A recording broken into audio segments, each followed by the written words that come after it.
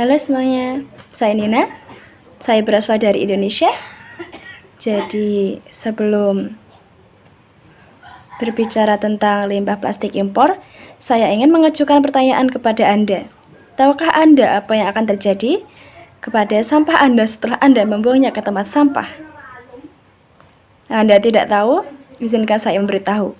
Jadi, sampah Anda bisa saja dibuang dan dibakar di halaman depan rumah warga di Desa Bangun, sebuah desa yang terletak 20 menit dari rumah saya di Jawa Timur, Indonesia. Seperti yang Anda lihat di video, sampah plastik diselundupkan ke dalam balai pengiriman kertas yang diimpor oleh pabrik kertas Indonesia. Setiap tahun, Indonesia mengimpor lebih dari 3 juta ton limbah kertas untuk industri kertas dalam negeri. Itu bisa membawa hingga 900.000 ton kontaminan kotor, termasuk plastik non-daur ulang. Indonesia telah mengimpor limbah kertas sejak tahun 1980-an karena pabrik kertas kita membutuhkan pasokan limbah kertas secara teratur. Limbah kertas domestik tidak dapat memenuhi permintaan karena kurangnya sistem pengumpulan sampah dan kami tidak memiliki kebijakan pemisahan sampah. Sejak Cina melarang impor limbah bekas pada tahun 2018, pengiriman sampah kertas Indonesia meningkat hampir 50% dibandingkan tahun sebelumnya. Itu datang dari Italia, Inggris, Kanada, Jepang, Belanda, dan Amerika Serikat. Lebih banyak sampah dibuang dan dibakar di halaman depan masyarakat, lahan pertanian, pinggir jalan, dan di sepanjang tepi sungai. Warga Desa Bangun mengumpulkan dan memilah sampah plastik daur ulang untuk menjualnya ke pabrik daur ulang plastik. Tetapi sampah yang tidak dapat didaur ulang dijual ke pabrik duffel sebagai bahan bakar. Anda semua di sini pasti tahu bahwa membakar sampah plastik bisa melepaskan gas rumah kaca dan racun dioksin. Namun masyarakat di sana tidak mengetahui dampak buruk dari pembakaran plastik sehingga mereka terus membakarnya. Abu beracun akan jatuh ke tanah, di mana ayam kampung memakannya. Telur ayam kampung bangun tercemar. Ini melebihi tingkat aman dioksin dalam telur.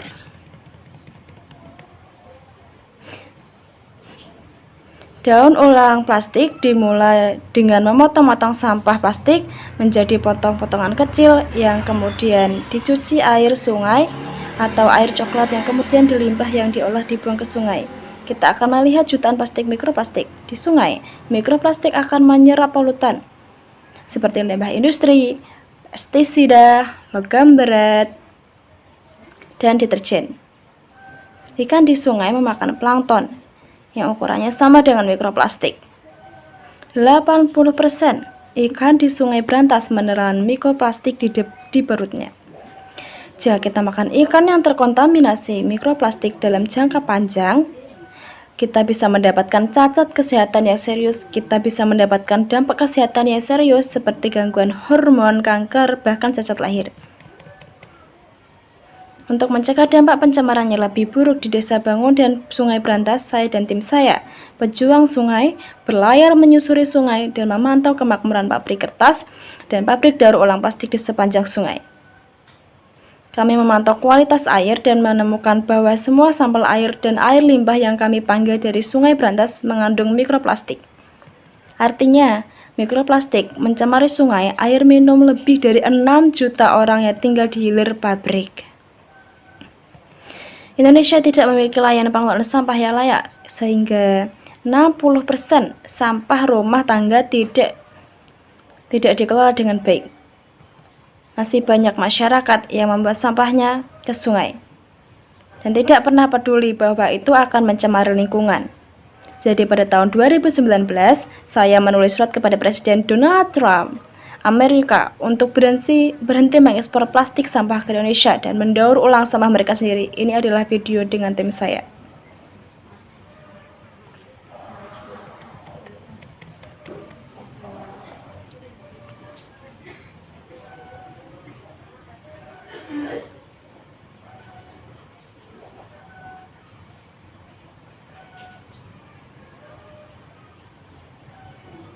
Ya, dan kemudian saya menulis lagi pada bulan Maret 2021 kepada Presiden Amerika Serikat Joe Biden, dan akhirnya ekspor limbah kertas Amerika turun sekitar 50%, dari 900.000 ton pada 2018 menjadi 400.000 ton pada 2020.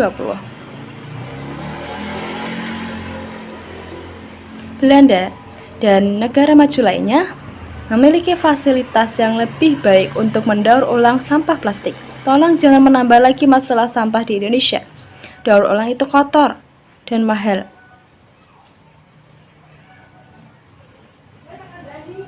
Jadi, pengekspor sampah ke negara kita harus bertanggung jawab untuk membersihkan sampah pembuangan tumpukan sampah asing di desa dan tepi sungai, karena sampah plastik Anda tidak didaur ulang dengan cara yang aman di sini.